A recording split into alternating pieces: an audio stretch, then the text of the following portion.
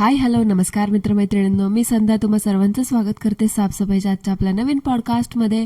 चला तर मग मंडळी, जास्त वेळ वाया न घालवता सुरुवात करूयात आजच्या आपल्या चर्चेला. तर मंडळी, 10 दिवसांच्या ब्रेक नंतर आज आपण बोलणार आहोत आपल्या सगळ्यांच्या not so favourite but favourite अडदांड, बिंडोक, रांगडे, पाटील, पार्वती, माने, बोंबल, चोमल, युरोपची वांगेवाली अशा विविध नावांनी प्रसिद्ध असलेल्या वांगो वांगो बाईबद्दल. बाई बाई बाई बाई बाई बाई काय त्या फुकट्या नटमोगरीचं त्या 30-30 तासाच्या प्रवासाचं कौतुक चालू आहे ना, मला काय कळतच नाहीये. म्हणजे हिला काय सांगायचं असतं की 30-30 तासाचा प्रवास करून हिने मोठे तीर वगैरे मारलेत का, हिने जगावेगळं मोठं काय काम केलंय, मला काय कळतच नाही. म्हणजे हिला काय सांगायचं काय असतं की बघा आम्ही किती हाल करून प्रवास करतो, आम्ही किती त्रास सहन करतो. परदेशात राहायचं म्हटलं तर सोपं नाही, परदेशात राहणं सोपं नाही, परदेशात राहायचं म्हटलं की हा असा त्रास, असं म्हणून म्हणून म्हणून म्हणून बिचारी 30-30 तासाचा प्रवासानं नुसता खपवत असते आणि 30-30 तासाच्या प्रवासाबद्दल बोंबलत बसलेली असते.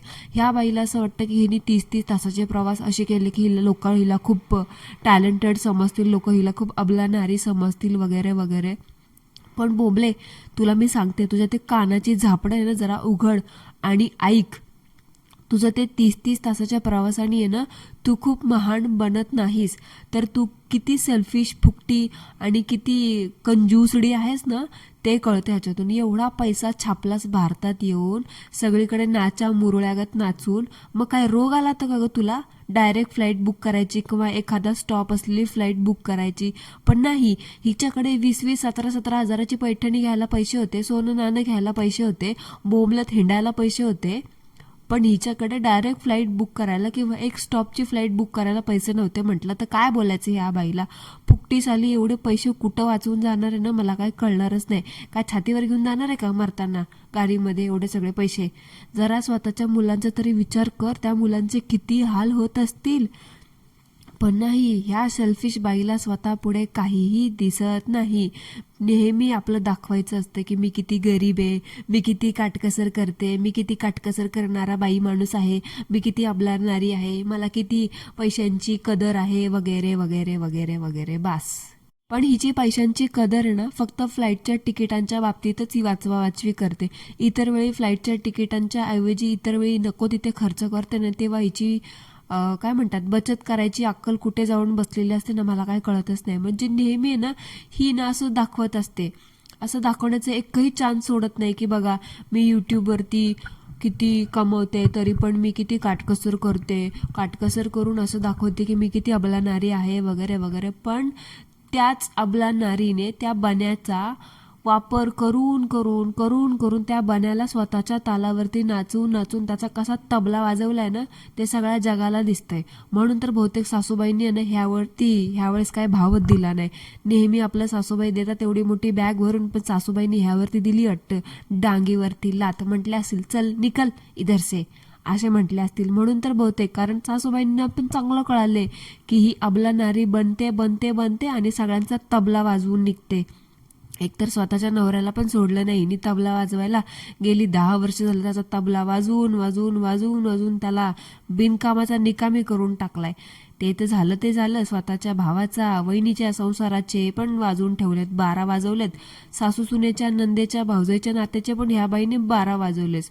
आली मोठी शहाणी, म्हणते की मी खूप काटकसर करते. फक्त फक्त फक्त कंजूसपणा करतेस तू. ह्याला काटकसर करत म्हणत नाही. जेव्हा तेव्हा प्राडाचे, गुच्ची टुच्चीचे एवढे मोठे मोठे बॅग्स घेत असते तेव्हा नाही का तुझे पैसे खर्च होत? हां, तेव्हा काटकसर करायचं कुठे जातं तुझं? नको तिथे काटकसर करायला जाते. म्हणजे मला ह्या बाईचं काय कळतच नाही, काटकसर कुठे करायचे नाही ह्याचे मॅनर्सच नाहीत तिला. वेड्यासारखं आपलं काहीतरी करत असते.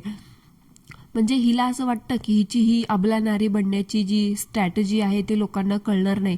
हिच्या अंधभक्तांपासून ती लपून राहिली. अंधभक्त तर काय अंधभक्तच, त्यांना काहीही कळत नाही. पण आमच्यापासून हे न लपून नाही आहे. आणि उरली सुरली कसर त्या वहिनीने भरून काढलीच आहे. आणि अजून पण वहिनीबाईला 1-2 पिना मारल्या की वहिनीबाई भरून काढतीलच.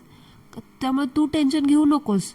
अजून काय राहिलं बिलं असेल ना तुझं अबला नारी बिनी बनायचं, तर वहिनीबाई बसली आहे तुझा तबला वाजवायला. बघ मग कसे होतात तुझे हाल. जसं ते बनायचे केले, तो बिचारा तोंड असून पण मुका झालाय, त्याला तर काय बोलताच येत नाही. आणि ती सासू तर सासूच आहे, तिला पण मुकीच करून ठेवले. म्हणजे त्याचं झालं, तोंड आहे पण बोलायचं नाही, डोळे आहेत पण बघायचं नाही, असं येते. वहिनीबाई, काय काय चाललंय काय तुमचं? जरा द्या काहीतरी खबर बिबर. लय झालं आता तुमच्या नंदूबाईचं. आता तुमचे पण दिवस आलेत चुकीचे. बघा जरा होतोय का काय फायदा.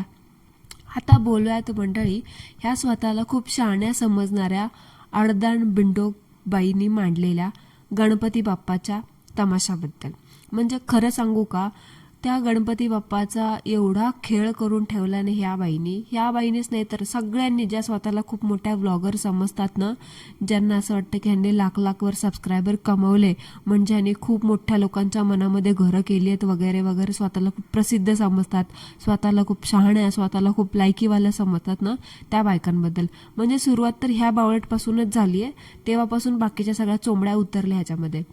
तर आता इथूनच मंडळी कान देऊन ऐका, स्किप करू नका. आता इथून होणार आहे बोंबलीची खरी मोठी, सगळ्यात मोठी पोलखोल. आता या वर्षीचा गणपतीचा व्लॉग बघितला का तुम्ही? बघितलाच असेल, मी पण बघत होते. तो व्लॉग बघत असताना मला ना, मी विचार केला की हिचा गेल्या वर्षीचा व्लॉग बघूया आपण, तेव्हा त्या व्लॉगमध्ये कसं होतं काय होतं. तर ह्या बाईचा गेल्या वर्षीचा गणपतीचा व्लॉग मी पाहिला, तर मला ना असं वाटलं की मागच्या वेळी जसं ह्या बाईनी मूर्खपणाचा कळस मांडलाय का, तसंच ह्या वेळेस पण मांडलाय. म्हणजे ह्या वर्षीचा व्लॉग बघितला का तुम्ही, तसाच सेम टू सेम मागच्या वर्षीचा व्लॉग आहे, काहीही फरक नाही.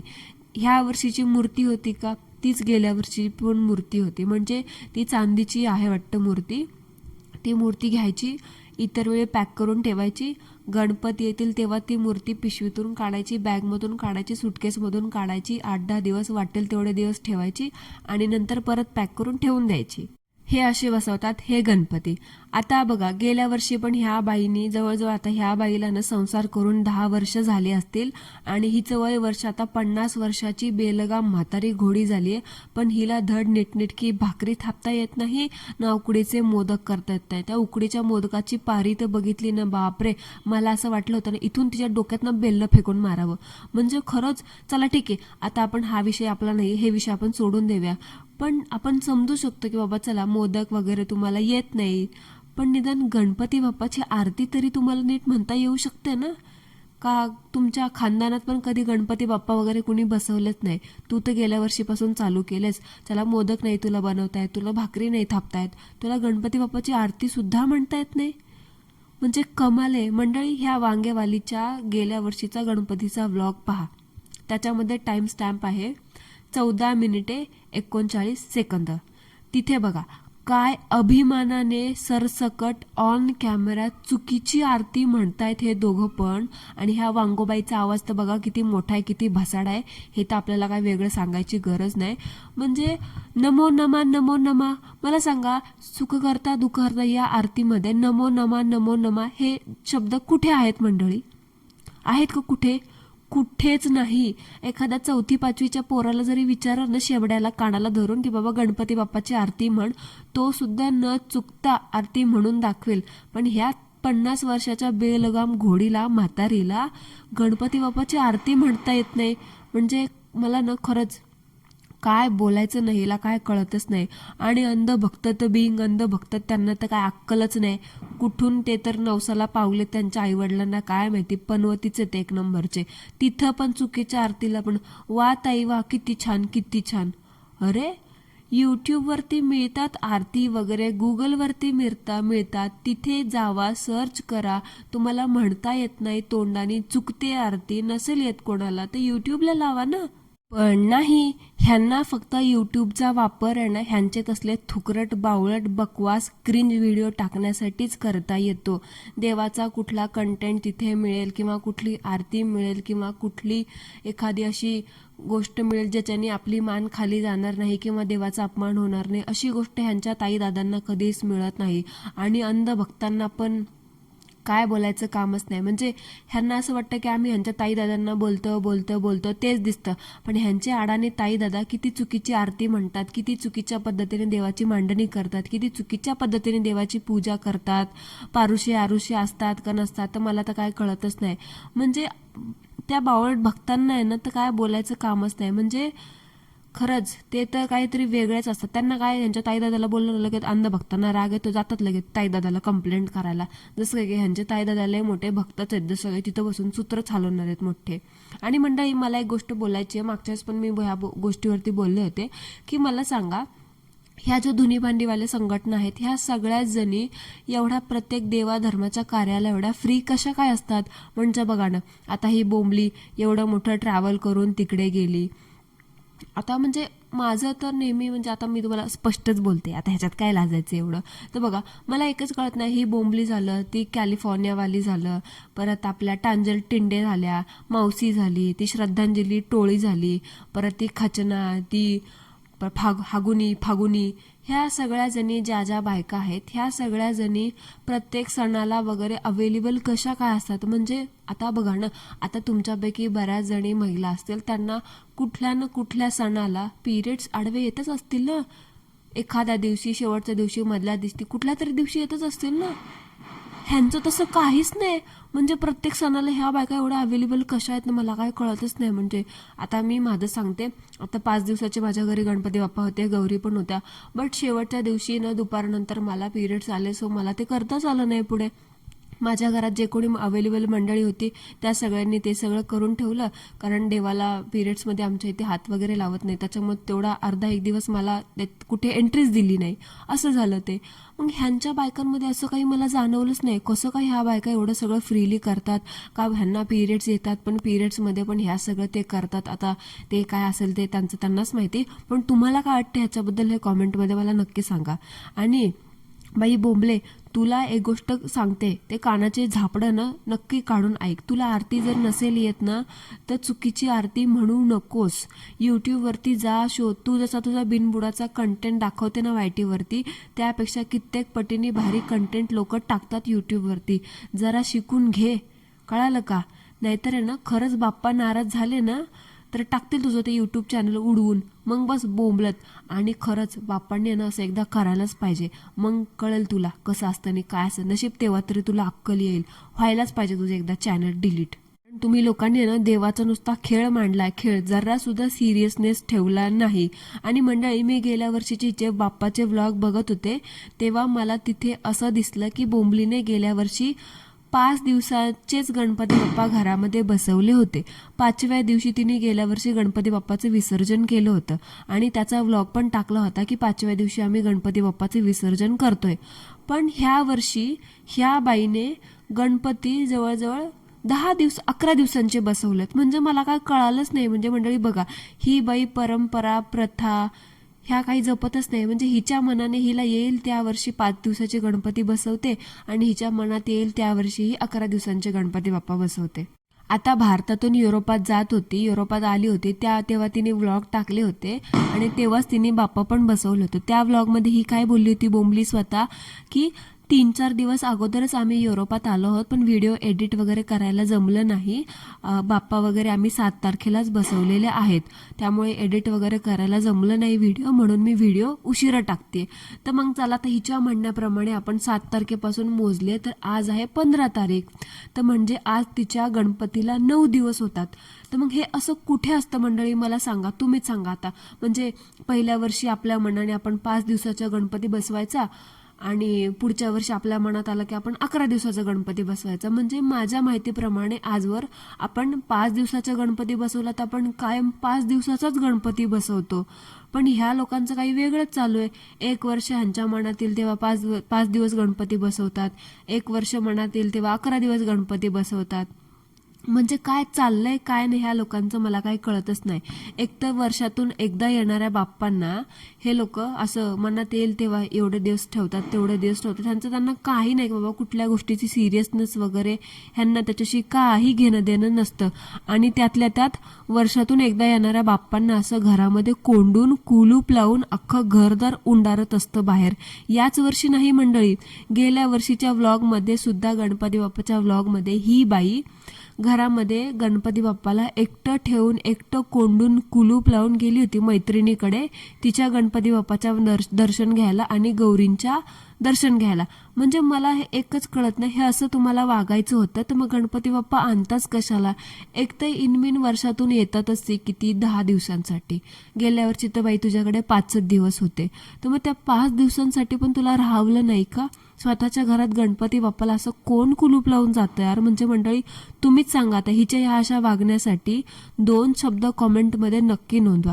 इतर वेळी तर यांना खूप आव येतो की आम्ही किती रूढी जपतो, आम्ही किती रीती जपतो, आम्ही किती परंपरा जपतो, समुद्रापार पलीकडे राहून आम्ही संस्कृती हे करतो ते करतो, आमच्या मुलांना आम्हाला संस्कार द्यायचे, हे करायचे ते करायचे. कसले हे असले?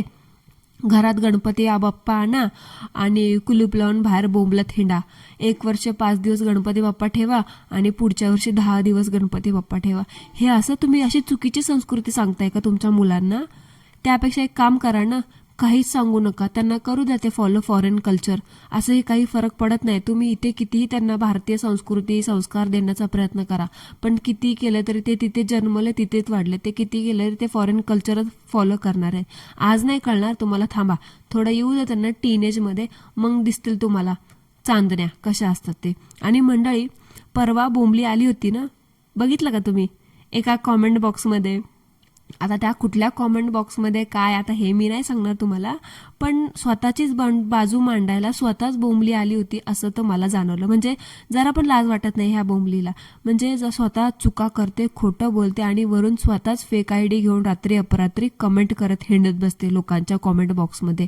म्हणजे ह्या लोकांना असं वाटतं की कॉमेंट बॉक्स आहे म्हणजे कधीही या आणि स्वतःची बाजू मांडून जा. स्वतःची बाजू मांडायचीच आहे तुम्हाला तर मग ओरिजिनल आयडी आहे ना, OG आयडीने या. असं फेक आयडिया घेऊन कशाला येता? तर त्या आयडीचं नाव काय होतं? पाद्या वर्ल्ड. आता काय बाबा, काय हिच्यावरती वाईट दिवस आले की स्वतःचं एवढं बोंबल नाव सोडून पाद्या वर्ल्ड नाव घेऊन यायला लागलं. मला तर काय बाबा बोंबलीची वाट लागली आहे. म्हणजे मंडळी बघा आता तुम्हीच. आता तुम्ही म्हणाल की ती बोंबली कशी काय? तर म्हणजे त्या कमेंट बॉक्समध्ये जी भाषा वापरली होती ती तुटकी फुटकी, त्यावरतूनच कळत होतं पार्वती माने, मी हाय मनाचा बायको पार्वती माने. एकंदरीत अशीच भाषा होती त्या कॉमेंट बॉक्समध्ये. यावरूनच समजलं की ती बोंबली आहे. आता बोंबले, तुला अजून एक सांगते, तू पण अशी रात्री अपरात्री कुत्रे मारत हिंडतेस ना इकडे तिकडे फेक आयडी घेऊन कॉमेंट करत. त्यावरून मला तर असं जाणवलं आणि मला कळूच दे फक्त की मागे जे माझ्या नावाची फेक आयडी बनवली होती या धुनी भांडीवाल्या बायकांनी, त्यामध्ये जर तुझा जर सहभाग असेल किंवा होता असं जर मला कळालं किंवा तू त्या कांडमध्ये समाविष्ट होतीस त्या नाच्या मुरळ्यांसोबत, तर मग बघ मला कळूच दे फक्त. मग बघ कशी तुझी धिंड काढते मी ते. टवळी कुठची, तुला तर मी लय चांगली समजत होते ग, पण ह्या धुनी भांडीवाल्यांसोबत मिळून आहे ना तू पण तसलीच झालीस. बघू मंडळी, बोलूयात त्याच विषयावरती आपण लवकरच, उद्या नाही तर परवा. आजच्यासाठी एवढंच. आजचं आपलं पॉडकास्ट तुम्हाला कसं वाटलं कॉमेंटमध्ये मला नक्की सांगा. आणि बोंबलीचे गेल्या वर्षीच्या व्हिडिओ बघून त्याबद्दल मला कॉमेंटमध्ये नक्की सांगा की तुमचं मत काय आहे. आणि बोंबलीची आजची पोलखोल तुम्हाला कशी वाटली ते सुद्धा मला कॉमेंटमध्ये सांगायला विसरू